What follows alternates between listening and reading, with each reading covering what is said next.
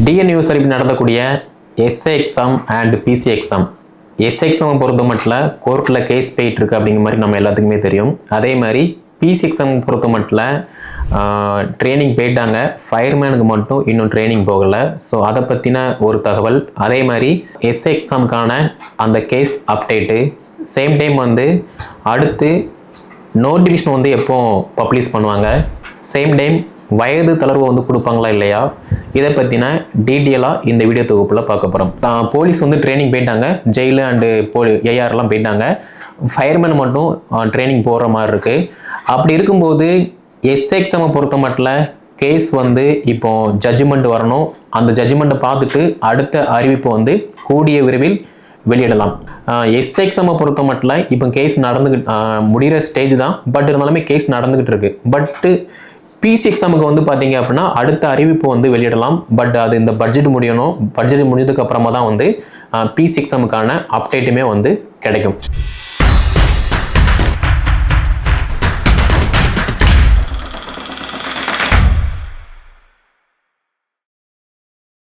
TNU சரிப்பு நடத்தக்கூடிய SI exam and PC exam.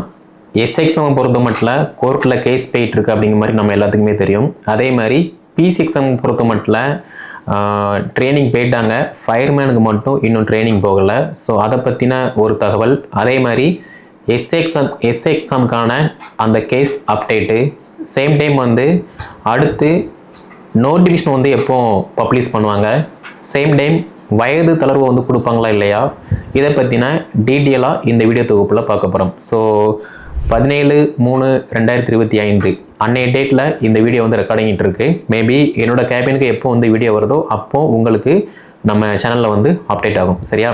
So 17/3/2025 அன்னைய டேட்டில் பார்த்தீங்கன்னா கோர்ட்டில் எஸ்ஐ கேஸுக்கான அந்த வாதம் நடந்துச்சு. ரெண்டு தரப்புலையுமே அந்த விவாதம் நடந்துச்சு. ஸோ வாதங்கள் முடிஞ்சு போச்சு. ஆனால் தீர்ப்பு பார்த்தீங்கன்னா தேதி கொடுக்காம ஒத்தி வச்சுட்டாங்க. ஸோ இதுதான் இப்போ உள்ள ஒரு ஸ்டேட்டஸ். ஸோ ரெண்டு தரப்பு வாதங்களுமே முடிஞ்சிச்சு. ஜட்ஜ்மெண்ட் மட்டும் கொடுக்காம தேதி இல்லாமல் ஒத்தி வச்சுருக்காங்க. சரியா? அதே மாதிரி எஸ்ஏ எக்ஸாமுக்கான அடுத்த அறிவிப்பு பார்த்தீங்கன்னா இந்த கேஸ் கம்ப்ளீட்டாக முடிஞ்சால் மட்டும்தான் பப்ளிஷ் பண்ணக்கூடிய வாய்ப்புமே இருக்குது. ஏன்னா டிஎன்யூஎஸ்ஐபி நடத்தக்கூடிய எக்ஸாம் ஒன்று எஸ்ஏ எக்ஸாம், இன்னொன்று பிசி எக்ஸாம். இந்த ரெண்டு எக்ஸாமில் எஸ்ஏ கேஸுக்கு இப்போ கேஸ் நடந்துகிட்டு இருக்கு.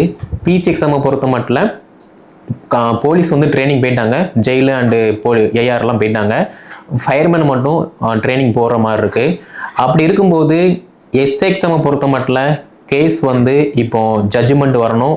அந்த ஜட்ஜ்மெண்ட்டை பார்த்துட்டு அடுத்த அறிவிப்பு கூடிய விரைவில் வெளியிடலாம். அதே மாதிரி நம்ம எல்லாத்துக்குமே தெரியும், பட்ஜெட் இப்போ தாக்கல் பண்ணிட்டு இருக்காங்க. அப்படி இருக்கும்போது இந்த பட்ஜெட்டுமே முடியணும். ஓகேவா? அப்படி முடிஞ்சால் மட்டும்தான் அடுத்த அறிவிப்புமே நம்ம எதிர்பார்க்கலாம். ஓகேவா? இது எஸ்ஏ எக்ஸாமுக்கான கேஸ் அப்டேட்டு. ஓகே, தேதி இல்லாமல் ஜட்ஜ்மெண்ட்டுக்காக ஒத்தி வச்சுட்டாங்க. நெக்ஸ்ட்டு பார்த்தீங்க அப்படின்னா நம்ம பிசிக்கான ஃபயர்மேன் அந்த ட்ரைனிங் எப்போ அப்படிங்கிற மாதிரி நிறைய பேர் கேட்டீங்க. ஆக்சுவலாக ப்ரீவியஸ் இயரில் கொஞ்சம் அமௌண்ட் தமிழ்நாடு சிறைத்துறையிட்ட இருக்குது. ஸோ மீதமுள்ள அமௌண்ட்டு பார்த்தீங்கன்னா சிறைத்துறையிட்ட இல்லை. ஒரு ட்ரைனிங் கொடுக்காங்க அப்படின்னா அந்த ட்ரைனிங் தேவையான அடிப்படை பயிற்சி, அதே மாதிரி பயிற்சி செல்லக்கூடிய அந்த மாணவர்களுக்கான சீருடை, அது போக இன்னும் ஒரு சில உபகரணங்கள்லாம் வாங்குற மாதிரி இருக்கும். அப்படி இருக்கும்போது சிறைத்துறை கிட்ட ஒரு அமௌண்ட் இருக்கு. மீதமுள்ள அமௌண்ட் கவர்மெண்ட் கிட்ட கேட்கும்போது அவங்க இன்னுமே கொடுக்கல. அதனாலேயுமே இந்த ட்ரைனிங் ஹோல்ட் பண்ணி வச்சிருக்காங்க. சரியா? இது ஃபயர் சர்வீஸ்க்கான ஒரு அப்டேட்டு. நெக்ஸ்ட் பார்த்தீங்கன்னா வரக்கூடிய எஸ்ஐ எக்ஸாம், பிசி எக்ஸாம், இந்த ரெண்டு எக்ஸாமுக்குமே வயது தளர்வு கொடுப்பாங்களா இல்லையா அப்படிங்கிற மாதிரி நிறைய மாணவர்கள் டெய்லியுமே நம்ம அகாடமியை கான்டாக்ட் பண்ணிட்டு இருக்கீங்க. இது சிஎம்மோட கையில் மட்டும்தான் இருக்குது. போர்டோட, அதாவது டிஎன்யூஎஸ்ஐபி போர்டோட டிஜிபி, ஏடிஜிபி எந்த ரைட்ஸுமே கிடையாது. சிஎம் ஒன்ஸ் 1 இயரோ ஒரு 2 இயரோ வயது தளர்வு கொடுங்க அப்படிங்கிற மாதிரி ஒரு வார்த்தை சொன்னால் போதும், அடுத்த அறிவிப்பில் வயது தளர்வு கண்டிப்பாக கொடுப்பாங்க. சரியா? எல்லாமே சிஎம் கையில் மட்டும்தான் இருக்குது. ஸோ வரக்கூடிய அறிவிப்பில் SI exam and PC exam ரெண்டுக்குமே வயது தளர்வு இருக்கணும் அப்படிங்கிற மாதிரி நம்முடைய அகாடமி சார்பாக ரெக்வெஸ்ட் பண்ணுவோம். சேம் டைம் பார்த்தீங்க அப்படின்னா எஸ்ஐ எக்ஸாமை பொறுத்த மட்டும் இப்போ கேஸ் முடிகிற ஸ்டேஜ் தான். பட் இருந்தாலுமே கேஸ் நடந்துகிட்டு இருக்கு. பட்டு பிசி எக்ஸாமுக்கு வந்து பார்த்தீங்க அப்படின்னா அடுத்த அறிவிப்பு வந்து வெளியிடலாம். பட் அது இந்த பட்ஜெட் முடியணும். பட்ஜெட் முடிஞ்சதுக்கு அப்புறமா தான் வந்து பிசி எக்ஸாமுக்கான அப்டேட்டுமே வந்து கிடைக்கும். ஸோ இது எல்லாம் தாண்டி நிறைய பேர் வந்து சார் இந்த 5th போலீஸ் கமிஷனில் வந்து 10th வந்து 12th மாற்ற போகிறாங்க, அதே மாதிரி சிலபஸ் எல்லாமே வந்து மாறப்போதா அப்படிங்கிற மாதிரி வந்து நிறைய பேர் வந்து கேட்டீங்க. ஆக்சுவலாக வந்து 2019 4th கமிஷன்லேருந்து பார்த்தீங்க அப்படின்னா இது வந்து நடந்துகிட்டு இருக்கு, விவாதம் வந்து நடந்துகிட்டு தான் இருக்குது. பட் இப்போ பார்த்தீங்க அப்படின்னா இதை வந்து சப்மிட் பண்ணிட்டாங்க. அப்படி இருக்கும்போது உங்கள் எல்லாருக்குமே தெரியும், தமிழ்நாடு காவல்துறையில் யாரோ ஒருத்தர் எங்கேயோ தப்பு பண்ணுறாங்க அப்படின்னா ஹோல் டிபார்ட்மெண்ட்டே வந்து பார்த்திங்கன்னா அஃபெக்ட் ஆகும். காவல்துறை இப்படி தான் அப்படிங்கிற மாதிரி சோசியல் மீடியாவில் எவ்வளவு ஸ்ப்ரெட் நெகட்டிவ் எழுத முடியுமோ அவ்வளவு நெகட்டிவாக வந்து எழுதுறாங்க. அப்படி இருக்கும்போது ஒருத்தர் பண்ணுற தப்புனால தான் இந்த ஹோல் டிபார்ட்மெண்ட்டுமே வந்து பாதிப்படையுது.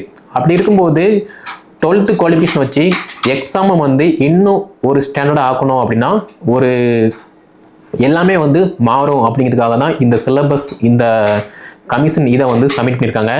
மேபி வரக்கூடிய எக்ஸாமை பொறுத்த மட்டும் மாற வாய்ப்பு இல்லை அப்படிங்கிற மாதிரி எனக்கு தோணுது. பட் இருந்தாலுமே இந்த கவர்மெண்ட் என்ன பண்ணுறாங்க அப்படிங்கிற மாதிரி ஒன்றுமே புரிய மாட்டேங்குது. ஏன்னா இந்த கவர்மெண்ட் நினச்சிருந்தாங்க அப்படின்னா எப்போவும் இந்த கேஸை முடிச்சிருந்து அடுத்த அறிவிப்பை வந்து வெளியிட்டிருக்கலாம். பட் இவங்க வந்து சவ்வாய் இழுத்த மாதிரி கிட்டத்தட்ட 2 வருஷமா 3 வருஷமா வந்து இழுத்துட்டாங்க.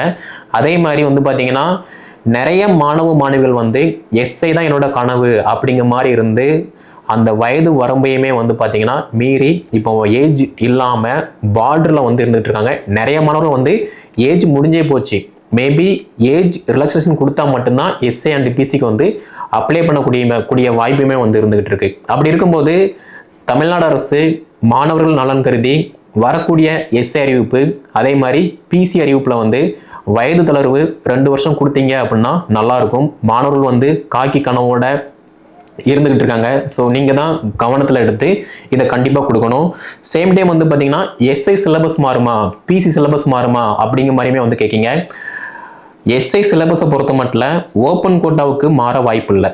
ஆனால் டிபார்ட்மெண்ட் கோட்டாவை பொறுத்த மட்டும் உங்கள் எல்லாருக்குமே தெரியும், டிபார்ட்மெண்ட் கோட்டாவுக்கு புதுசாக வந்திருக்கக்கூடிய பாரதிய நியாய சங்கீதா, பாரதிய நகரிக் சுரக்ஷா சங்கீதா, பாரதிய சாட்சி அதிநியம் இது எல்லாமே வந்து மாறி போச்சு. அப்படி இருக்கும்போது டிபார்ட்மெண்ட் கோட்டாவுக்கு லா மட்டும் மாறும். மற்றபடி ஜென்ரல் ஸ்டடீஸ் எல்லாமே வந்து பார்த்தீங்கன்னா ஓப்பன் கோட்டாவுக்கு என்ன இருக்கோ அதுவே வந்து ஃபாலோ பண்ணுற மாதிரி இருக்கும். அதே மாதிரி பிசி எக்ஸாமுக்கு வந்து பார்த்தீங்கன்னா சிலபஸ் மாறுமா அப்படிங்கிற மாதிரி கேட்டீங்க.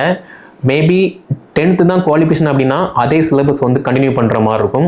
மேபி 12th மாற்றிட்டாங்க அப்படின்னா கண்டிப்பாக சிலபஸ் வந்து டோட்டலாக மாறும். ஸோ அப்படி இருக்கும்போது எல்லாமே வந்து இந்த ஆட்சியில் மட்டும்தான் இருந்துகிட்டு இருக்கு. ஸோ இந்த ஆட்சியில் சிறப்பான ஆட்சி இல்லை அப்படின்னா மக்களுக்கு வந்து அது ஒரு சிறந்த ஆட்சியாக வந்து இருக்காது. அப்படி இருக்கும்போது தமிழ்நாடு அரசு தமிழ்நாடு சீருடை பணியாளர் நடத்தக்கூடிய இந்த SI exam and PC exam இந்த தேர்வுக்கான அறிவிப்பு வரும்போது வயது தளர்வு வந்து கண்டிப்பாக கொடுக்கணும். அதே மாதிரி கூடிய விரைவில் இந்த பட்ஜெட் முடிஞ்சிச்சு அப்படின்னா பட்ஜெட் முடிஞ்ச கையோட எஸ்ஐ எக்ஸாம் நோட்டிஃபிகேஷன் அதே மாதிரி பிசி எக்ஸாமுக்கான நோட்டிஃபிகேஷன் அதே மாதிரி மாணவர்கள் வந்து இந்த பிசி எக்ஸாம் எழுதி ஃபயர் சர்வீஸ்க்காக ட்ரைனிங் வந்து காத்துட்டு இருக்காங்க. அவங்களையுமே வந்து கூடிய விரைவில் வந்து பயிற்சியில் எடுக்கணும் அப்படிங்கிற மாதிரி ரெக்வஸ்ட் வந்து வைப்போம். ஸோ வேறு ஏதாவது டவுட் இருந்துச்சு அப்படின்னா கீழே டிஸ்கிரிப்ஷனில் வாட்ஸ்அப் நம்பர் கான்டாக்ட் நம்பர் கொடுத்துருக்கேன். அதை கான்டாக்ட் பண்ணி என்ன டவுட்டை நீங்கள் வந்து கிளியர் பண்ணிக்கோங்க. மற்றபடி நீங்கள் எஸ்ஐ எக்ஸாம் படிக்கீங்க பிசி எக்ஸாம் படிக்கீங்க அப்படின்னா தயவு செய்து படிக்க ஸ்டார்ட் பண்ணுங்கள். ஏன்னா நிறைய மாணவர்கள் வந்து பார்த்தீங்க அப்படின்னா படிச்சுட்டு இருக்காங்க. வரக்கூடிய எக்ஸாமுக்கு வந்து எஸ்ஐ எக்ஸாமாக இருக்கட்டும் பிசி எக்ஸாமாக இருக்கட்டும் காம்படிஷன் வந்து அவ்வளோ ஹெவியாக இருக்கும். கட் ஆஃபுமே வந்து பார்த்தீங்கன்னா தாறுமாறாக ஏறும். அப்படி இருக்கும்போது நீங்கள் படித்தா மட்டும்தான் பாஸ் பண்ண முடியும். நீங்கள் படிக்கும் போதே ஃபிசிக்கல் ஆக்டிவிட்டிஸ் வந்து கண்டிப்பாக பண்ணுங்கள். ஏன்னா நம்ம அகாடமியில் வந்து எஸ்ஐ அண்ட் பிசி வந்து படிச்சுட்டு இருக்காங்க. அது போக எஸ்ஐ எக்ஸாமில் ஏஜ் இல்லை அப்படின்னு சொல்கிறவங்க எல்லாருமே வந்து டிஎன்பிசி குரூப் நடத்தக்கூடிய டிஎஸ்பி எக்ஸாமுக்குமே வந்து படிச்சுட்டு இருக்காங்க. அதாவது குரூப் எக்ஸாமுக்கு வந்து படிச்சுட்டு இருக்காங்க.